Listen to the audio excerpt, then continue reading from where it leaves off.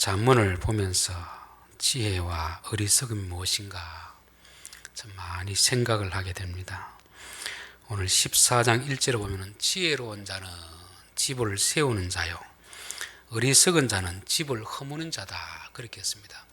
그 집은 교회가 될 수도 있고 가정이 될 수도 있고 자기 몸이 될 수도 있습니다. 그래서 우리가 어떤 행동을 할 때 말을 할 때 자꾸 그 공동체를 세워나가는 사람은 지혜로운 사람이고 자꾸 험담하고 비난하고 해서 자꾸 공동체를 무너뜨리는 사람은 어리석은 사람입니다. 그래서 우리가 어떤 행동을 하면서 하나님 우리가 지혜로운 자가 되게 하옵소서 미련한 자가 되지 않게 하옵소서 그렇게 기도해야 될 줄 믿습니다.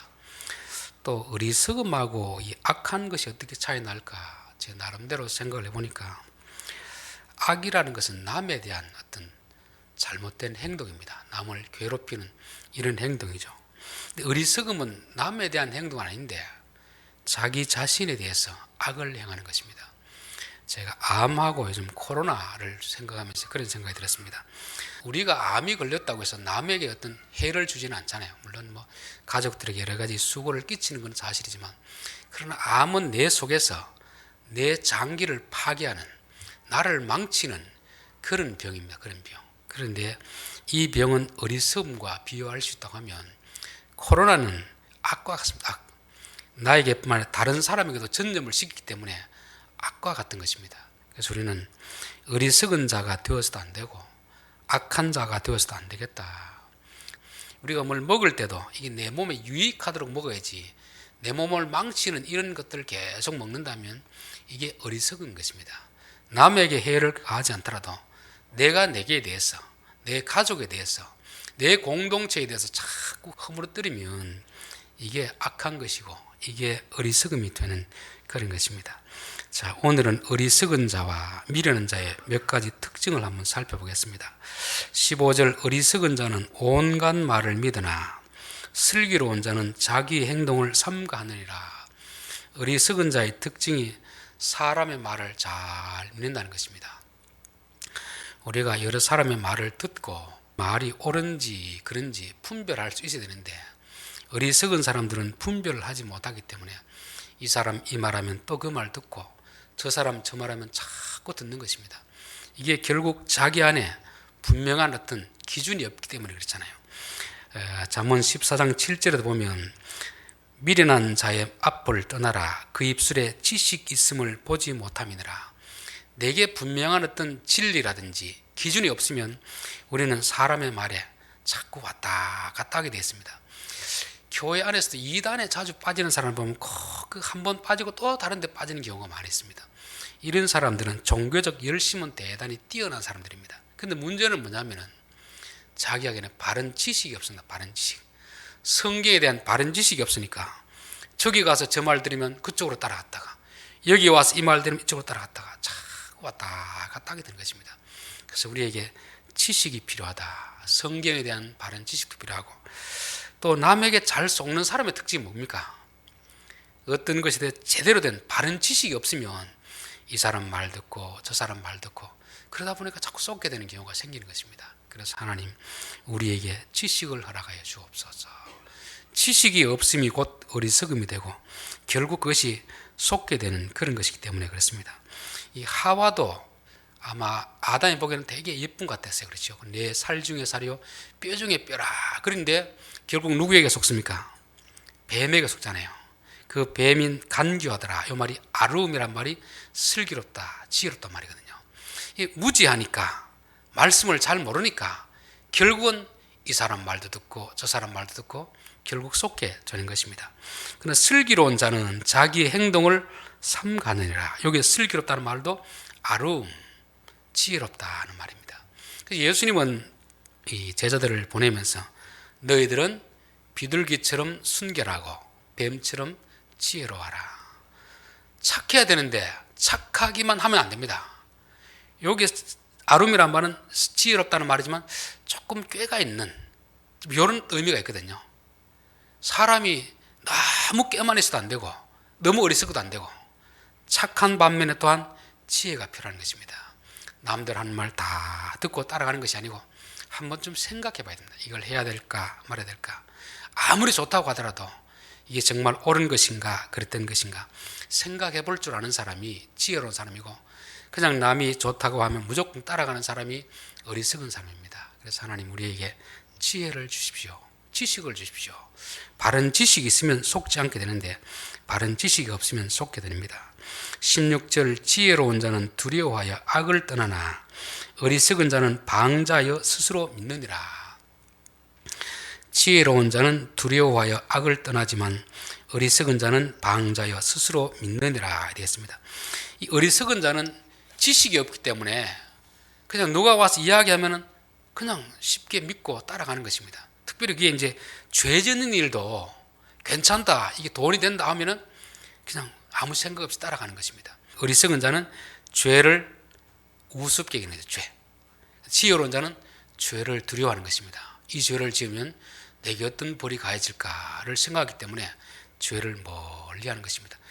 아무리 어떤 사람이 와서 우리를 유혹하더라도 그거는 내게 조금 도움이 될지 몰라도 그 죄를 지었을 때 이러이러한 결과가 올 것이다 이런 걸 생각하기 때문에 지혜로운 자는 삼가입니다. 하고 싶은 본능이 누구나 있잖아요. 누구나 다 부자 되고 싶은 생각이 있고 성공하고 싶은 생각이 다 있잖아요. 여기 정상적인 방법이 아닌 비정상적인 방법을 제시할 때 지혜로운 자는 하지 않는 것입니다. 하고 싶은 욕망이 있더라도 자제하는 그것이 지혜로운 자이고, 어리석은 자는 방자하여 스스로 믿느니라. 방자다는 말은 경솔하다는 경솔. 한번 좀 생각을 해봐야 되는데 그냥 자기 스스로 아이 괜찮겠지, 이 뱀의 말을 듣고 거짓말하는 자의 말을 믿고 괜찮겠지, 뭐 다른 사람은 다 잘못되더라도 나는 잘 될 것이다, 이 자기 확신, 자기 체면에 걸리는 것이 바로 어리석은 사람입니다. 자, 세 번째 특징은 뭐냐면 17절입니다. 노하기를 속히 하는 자는 어리석은 일을 행하고 악한 계교를 꾀하는 자는 미움을 받느니라. 노하기를 속히 하는 거죠. 이 왜 노하겠습니까? 앞에 구절하고 쭉 같이 연관을 시켜 봤을 때 어떤 친구라든지 동료의 말을 믿고 따라했는데 이게 그대로 되지 않고 사기를 당했다고 해봅시다. 그럼 그 사람이 왔을 때 성질이 날까요, 안 날까요? 성질이 날 거 아닙니까? 그렇죠? 나는 단순히 그 사람을 믿고 따라했는데 원하는 결과가 나타나지 않고 오히려 잘못된 결과가 되었을 때 분노가 일어나는 거예요. 분노. 그렇죠? 여러분, 화를 내는 것은 누구나 낼 수가 있습니다. 살아있는 사람은 화를 낼 수 있습니다. 여기도 화를 낸다는 것은 결국 누구에게 화를 내야 됩니까? 자기를 속인 자에게 화를 내야 됩니까? 자기 자신에게 화를 내야 됩니까? 속인 자도 밉지만 속은 자기 자신을 조금 화를 내야 되잖아요. 내가 왜 이 어리석게 바보처럼 저 사람의 말을 믿었을까? 자기한테 화를 내야 되는데 오히려 속인 자한테 화를 내니까 일이 해결되질 않습니다. 또 노하기를 속히 하는 자는 어리석은 일을 행하고, 우리가 화가 났을 때 어떤 행동을 하고 말하면 반드시 어리석은 행동을 하게 됩니다. 그래서 화가 났을 때는 웬만하면 말을 하면 안 됩니다. 웬만하면 어떤 결정을 하면 안 됩니다. 왜냐하면 사람이 화가 났을 때는 이성이 마비된 상태거든요. 이성이 작동하지 않습니다. 감정적으로 치우치기 때문에 화가 났을 때는 가만히 화가 누그러뜨려질 때까지 참고 있는 것이 제일 낫습니다. 그래서 화났을 때 어떤 하는 말, 화났을 때 하는 결정은 지나고 나면 반드시 후회되는 어리석은 일을 하게 되는 것입니다. 그래서 저도 어떤 경우는 막 화가 치밀 때는 그때는 아무 말도 하지 않습니다. 그때는 아무 결정도 내리지 않습니다. 왜냐하면 그때 하는 말은 지나고 나면 반드시 후회하게 되거든요. 사람과 싸우고 감정적으로 격해졌을 때는 가만히 있습니다. 그리고 어떤 결정을 하지 않습니다. 절대 분노가 일어날 때, 화가 날 때는 말도 안 해야 되고 결정도 하면 안 됩니다. 왜? 그때 하는 것은 반드시 어리석은 일, 돌아서서 후회할 일을 하기 때문에 그렇습니다. 그래서 저는 화가 났을 때 막 어떤 말을 하고 싶고 어떤 결정을 하고 싶을 텐데 참고 있다 보면 지나고 나서 야, 그때 내가 그 말 안 하기를 정말 잘했다, 그때 그 결정을 안 하고 참기를 정말 잘했다, 그런 생각이 들 때가 참 많이 있습니다. 마귀는 우리가 화가 났을 때 틈을 타가지고 죄를 짓게 만들거든요. 우리 안에 있는 막 감정을 다 쏟아내게 만들어버립니다. 그렇게 되면 반드시 후회하게 되게 되는 것입니다.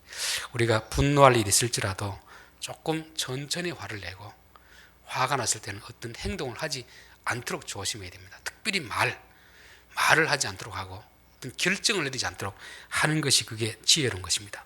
자, 악한 계교를 꾀하는 자는 미움을 받으리라. 이게 내가 속았으니까 너무 화가 나잖아요. 그럼 그 마음에 어떤 생각이 들겠습니까? 저놈을 내가 그냥 두지 않겠다. 반드시 복수하겠다. 이런 악한 계획을 꾀하게 되는 것입니다. 그런 자는 미움을 받느니라. 저는 이걸 보면서 도대체 누구에게 미움을 받는다는 말인가, 그런 생각을 한번 해봤습니다. 여러분, 아직 그 행동으로 옮긴 건 아니거든요. 복수할 생각을 했는데 미움을 받는다는 것입니다.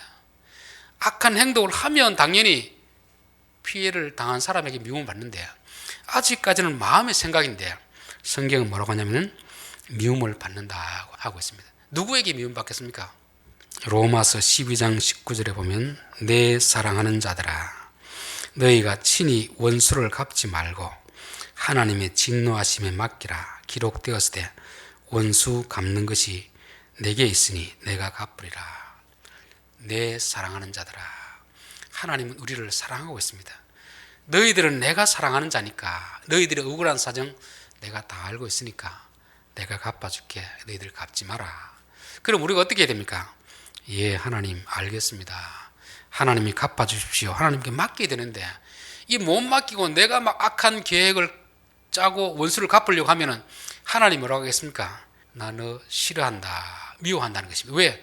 하나님이 해야 될 일을 우리가 대신 하려고 하니까 하나님 얼마나 성질나겠습니까? 우리가 누구에게 속았다고 하면 그 속인 자를 미워할 수도 있지만 오히려 속은 우리 자신을 돌아봐야 됩니다. 내가 왜 바보처럼 속았는가? 그리고 다시 문제를 더 크게 하는 게 뭐겠습니까? 내가 속고 다시 또 원수를 갚으려고 하는 것입니다. 내가 그 사람보다 어리석어 속아놓고 어떻게 그 사람에게 원수를 갚겠습니까? 속았다는 것은 내가 그 사람보다 어리석다는 것이기 때문에, 하나님, 나의 어리석음으로 내가 이 문제 해결하려고 하지 않게 하시고 나보다 더 지혜로우신 하나님께 맡길 수 있는 그런 믿음을 주십시오. 그런 기도를 해야 됩니다. 그래서 어리석은 자는 노하기를 속히 하고 또 그걸 복수를 하려고 하는 이런 어리석은 행동을 자꾸 반복하게 되는 그런 것을 말씀하고 있습니다. 자, 네 번째, 어리석은 자는 어리석음으로 기업을 삼아도 슬기로운 자는 지식으로 면류관을 삼느니라. 이 기업을 삼다는 말과 면류관을 삼다는 말은 같은 뜻입니다. 즉 그것을 자기의 소유, 자기의 자랑으로 삼다는 말이잖아요. 자기의 자랑을. 그렇죠. 어리석은 자는 어리석은 행동을 하고 어리석은 결과를 초래했는데 결국 하는 행동들이 끝까지 어떻게 하는 겁니까? 그 어리석은 결정을 하는 거죠. 그리고 그걸 자랑으로 생각하는 것입니다. 이야, 내가 이렇게 했다. 이러면 속은 것도 부끄러운 일이잖아요. 속은 것도 자랑하고 속고 나서 어떻게 합니까? 내가 이렇게 원수 갚았다. 그것까지도 자랑하는 것입니다. 근데 지혜로운 자는 지식을 면류관으로 생각하느니라. 면류관. 그래서 우리가 뭐를 자랑하는가를 보면 저 사람이 지혜로운 사람인가 어리석은 사람인가 알 수 있습니다. 우리는 우리의 힘을 자랑하고 돈을 자랑하고 권력을 자랑하고 그러면 그 어리석은 사람입니다. 그게 우리의 문제를 해결해 줄 것이 아니거든요. 하나님을 자랑하고 진리를 자랑하고 예수님을 자랑하는 사람, 이런 사람이 지혜로운 사람이라고 성경은 말씀하고 있습니다. 자, 19절, 악인은 선인 앞에 엎드리고 불의한 자는 의인의 문에 엎드리느니라. 요 가르침하고 세상의 가르침은 정반대입니다. 세상에는 강자가 이기고, 그렇죠, 악한 자가 약한 자를 이긴다고 이렇게 가르치거든요. 우선은 보면 그런 것 같습니다. 우선 보면 그런 것 같은데, 그러나 궁극적으로 볼 때는 성경은 뭐라고 하냐면 악인은 선인 앞에 엎드리고 불의한 자는 의인의 문에 엎드리니라. 우리는 성경 말씀 보면서 우리가 참으라, 원수 갚는 거 하나님 앞에 맡기라. 그러면 내가 참으면 저 강자가 나를 완전히 무시합니다. 업신여깁니다. 그래서 오히려 더 악한 계교를 꾀해가지고 원수를 갚으려고 하잖아요. 왜? 내가 약하면, 내가 착하면 사람들이 나를 만만하게 보고 나를 완전히 해꾸지하기 때문에 그렇게 해서 나는 지는 것으로 생각합니다. 그런데 성경은 뭐라고 합니까? 악인이 선인 앞에 무릎을 꿇게 된다. 불의한 자가 의로운 자 앞에 무릎을 꿇게 된다는 말은 누가 이긴다는 말입니까? 악인이 이긴다는 말입니까? 선인이 이긴다는 말입니까? 선인이 이긴다는 말이죠. 실제로 악한 자와 선한 자가 싸우면 선인이 이기지 못합니다. 힘이 강한 자하고 약자하고 싸우면 누가 이기겠습니까? 당연히 강한 자가 이기는 거죠. 여기서 선인이 이긴다고 하는 말은 무슨 뜻이냐면 하나님이 선인을 이기도록 해주겠다는 것입니다. 하나님이 없으면 이건 말이 안 됩니다. 쉽게 말해 싸우더라도 힘이 강한 자하고 약한 자하고 싸우면 누가 이깁니까? 강한 자가 이기죠. 그럼 약한 자는 맞았잖아요. 법이 있고 정부가 있으면 누가 이긴 거죠? 결국은 한 대 때리고 많은 벌금하고 감옥 가면 누가 이긴 거 됩니까? 참는 사람이 이기는 거 되잖아요. 그렇죠? 세상에 법이 없고 정부가 없으면 강한 자가 이깁니다. 짐승의 세계에서는 이길 수 있습니다. 이 세상에서도 하나님이 안 계시면 강자가 이깁니다. 악한 자가 이기게 되어 있습니다. 불의한 자가 성공하게 되어 있습니다. 그러나 하나님이 계시기 때문에 우선은 보면 악한 자가 이기고 불의한 자가 성공하는 것 같지만 시간을 두고 보면 하나님이 세상을 그렇게 두지 않는다는 것입니다. 악한 자가 이기는 것 같더라도 하나님은 악인을 선인 앞에 무릎 꿇게 만드시는 것입니다. 아브라함과 이삭이 보면 이제 가나안 땅에 와가지고 우물을 팠습니다. 그런데 계속 블레셋 사람들이 와가지고 빼앗아가는 거거든요. 우물이라는 건 단순히 우물이 아니고 그 시대 사막에서 우물이 있어야 생존의 터가 되는 것입니다. 쉽게 말하면 자기가 자리 잡아놓은 그 터를 빼앗기는 것입니다. 힘이 없으니까 계속 빼앗기는데 나중에는 이들이 아브라함을 찾아왔어. 이삭을 찾아왔어. 우리가 잘못했으니까 용서해 주십시오. 우리와 같이 친하게 지냅시다. 이런 고백하게 되는 것입니다. 왜 그런 말 하겠습니까? 자기들은 아브라함을 무시하고 얕잡아보고 함부로 막 대했었는데 가만히 보니까 그들 뒤에 누가 있습니까? 하나님이 버티고 있거든요. 야, 내가 한 번 더 건드리면 큰일 나겠다 싶은 생각이 들어가지고 화해를 하는 것입니다. 우리에게 하나님이 없다면 강자가 이깁니다. 불의한 자가 이깁니다. 하나님은 살아계시고 지금도 불꽃 같은 눈동자로 다 지켜보고 계십니다. 우리가 억울한 일을 당할 때 하나님 모를까요, 할까요? 하나님 다 알고 계십니다. 악한 자의 악을 행하는 것도 다 알고 계십니다. 하나님이 참고 심판의 때를 기다리고 있을 뿐이지 하나님 모르는 게 아니라는 것이죠. 적어도 우리 성도들은 믿음이 있는가 없는가 하는 것은 억울한 일을 당했을 때 악으로 악을 갚는지 선으로 악을 갚는지 그걸 보면 알 수 있습니다. 믿음이 있으면 하나님 내 힘으로는 갚을 수가 없으니 하나님께서 갚아주십시오. 하나님 앞에 의지하는 것입니다. 그래서 악에게 지지 말고 선으로 악을 이기라. 힘에는 힘으로 싸워 이기는 게 아니고 오른뺨을 때리면 왼뺨을 돌려대라는 말은 뭡니까? 힘에는 힘으로 싸우는 것이 아니라 힘에는 오히려 저주므로 해서 이긴다는 것을 말씀해 주고 있습니다. 자, 20절, 21절은 이 세상의 가치관하고 하나님 나라의 가치관이 어떻게 다른가를 또 비교하고 있습니다. 자, 20절, 가난한 자는 이웃에게도 미움을 받게 되나 부유한 자는 친구가 많으니라. 이게 세상의 어떤 방식입니다. 세상에서 너무 가난하면 사람들에게 무시를 당합니다. 돈이 있으면 어떻게 됩니까? 그 사람이 좋아서 친구가 있는 게 아닙니다. 뭐 보고 따라옵니까? 돈 때문에 따라오면 돈 때문에 그렇죠. 그래서 사람들이 어떻게든지 무시당하지 않기 위해서 돈을 벌잖아요. 무시당하지 않기 위해 출세를 하려고 하잖아요. 왜? 사람을 보고 무시하고 사람을 보고 따라오는 것이 아니고 그가 가진 돈, 권력을 가지고 사람이 따라오기 때문에 어쨌든지 내가 돈을 벌고 권력을 잡으려고 하는 것입니다. 이게 세상의 어떤 살아가는 사람의 방식인 것입니다. 여기에 이제 20절 말씀이 바로 오늘 이 땅에 살아가는 사람들에게 주신 가치관을 말하는 것이고 21절은 뭡니까? 이웃을 업신 여기는 자는 죄를 범하는 자요 빈곤한 자를 불쌍히 여기는 자는 복이 있는 자니라. 세상은 가난한 자를 무시합니다. 돈이 없는 사람을 멸시합니다. 그렇죠? 부자들을 따라가고 이렇게 하잖아요. 하나님은 오히려 반대로 말합니다. 이웃을 업신 여기는 자는 죄를 범하는 자다. 죄. 그리고 빈곤한 자를 불쌍히 여기는 자는 복이 있는 자다. 하나님은 우리에게 나보다 가난한 사람, 나보다 약한 사람을 어떻게 대하는가를 따라서 죄를 짓기도 하고 복을 받을 사람이라고 이렇게 말씀하고 있습니다. 세상 사람은 당연한 듯이 나보다 약한 사람, 돈이 없는 사람 무시하지만 하나님은 그런 자들을 무시하는 사람을 죄가 있다 이 말입니다. 죄가 있다는 말은 무슨 뜻이죠? 벌을 받게 된다 이 말이잖아요. 복이 있다는 말은 무슨 뜻이겠습니까? 너희가 참 잘하고 있으니까 내가 너희들에게 복을 주겠다 하는 것입니다. 그래서 적어도 성도들은 우리보다 약한 사람을 볼 때 무시해서는 안 됩니다. 왜? 그 약한 사람 무시하는 건 결국 누구를 무시하는 거죠? 그를 지으신 여호와를 무시하는 것이니라. 하나님을 무시하는 것이 되기 때문에 하나님이 사람에게 무시당하면 사람도 무시당하면 기분 나쁜데 하나님이 사람에게 무시당하면 기분이 좋을 리가 없잖아요. 그래서 우리는 항상 약한 사람을 대할 때 내가 저들에 대하는 태도가 하나님을 대하는 태도다, 그렇게 생각이 됩니다. 세상 사람들 그걸 모르거든요. 그러다 보니까 자기보다 못 배우고 가난하고 힘이 없는 사람들 막 함부로 대합니다. 결국 그게 하나님께 대한 태도이고 자기가 다 받아야 되거든, 버리거든요. 그렇죠. 우리들은 가난한 사람, 약한 이웃을 볼 때 불쌍히 여기고 도와줌으로 인하여서 그게 결국 하나님 앞에 대한 태도다는 것을 알게 되는 것입니다. 그래서 마태복음 25장 양과 염소의 비유가 바로 그거잖아요. 여기 있는 내 형제 중 지극히 작은 자에게 한 것이 예수님께 한 것이다. 이 사람에게 하지 않는 것이 곧 내게 하지 않는 것이다. 그들을 도운 것은 예수님을 돕는 것이고 그들을 무시하는 것은 예수님을 무시한 것이 된다.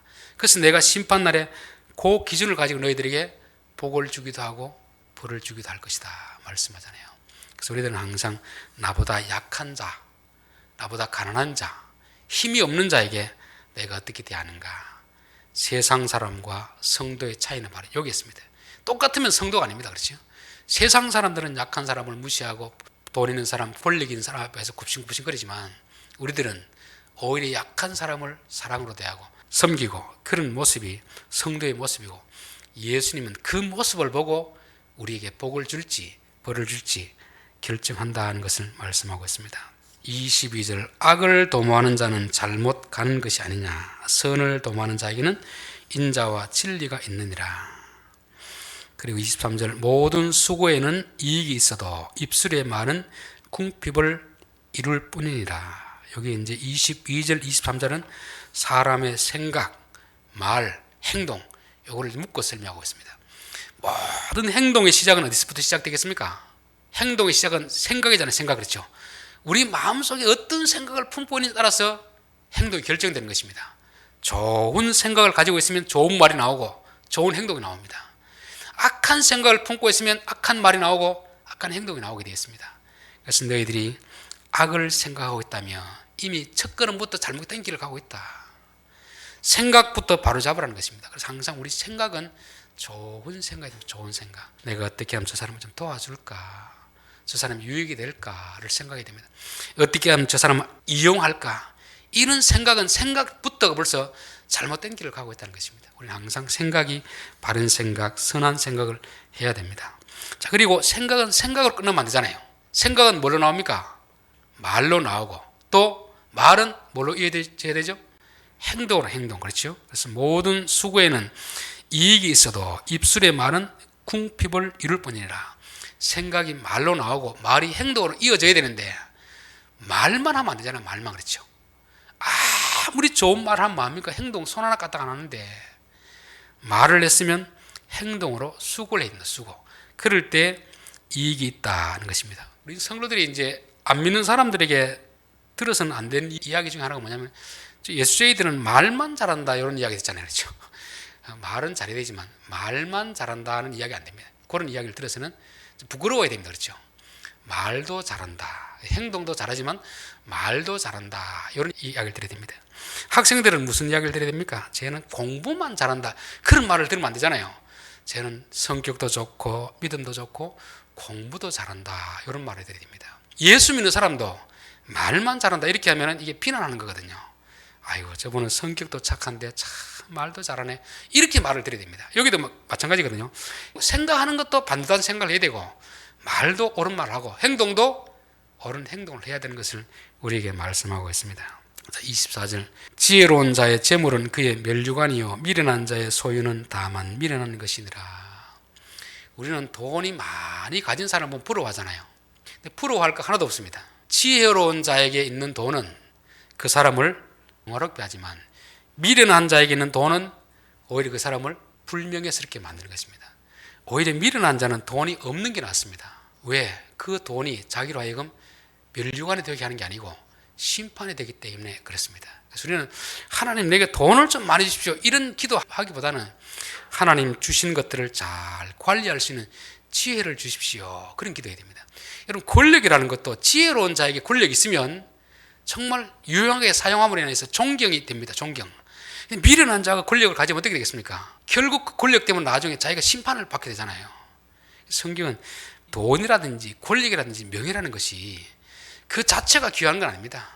누구 손에 달려 있느냐, 어떻게 사용하느냐에 달려 있거든요. 그래서 저는 부자인데 미련한 사람 보면 참 불쌍하다는 생각이 듭니다.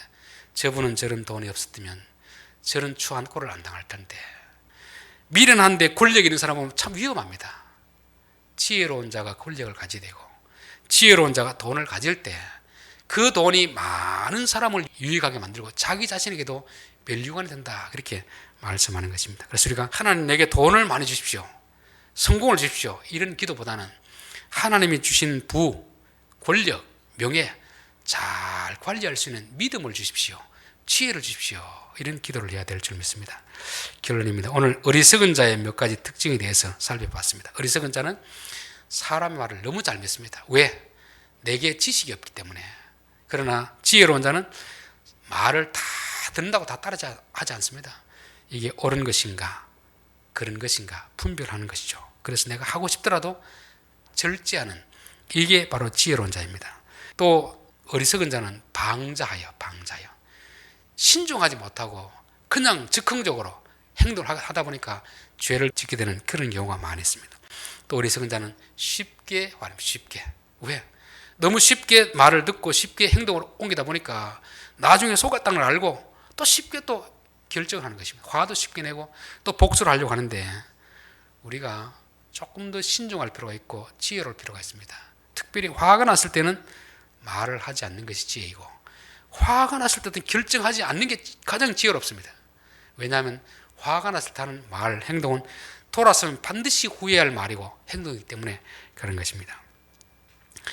자, 어리석은 자는 어리석음을 자랑하고 지혜로운 자는 지식을 자랑한다 했습니다.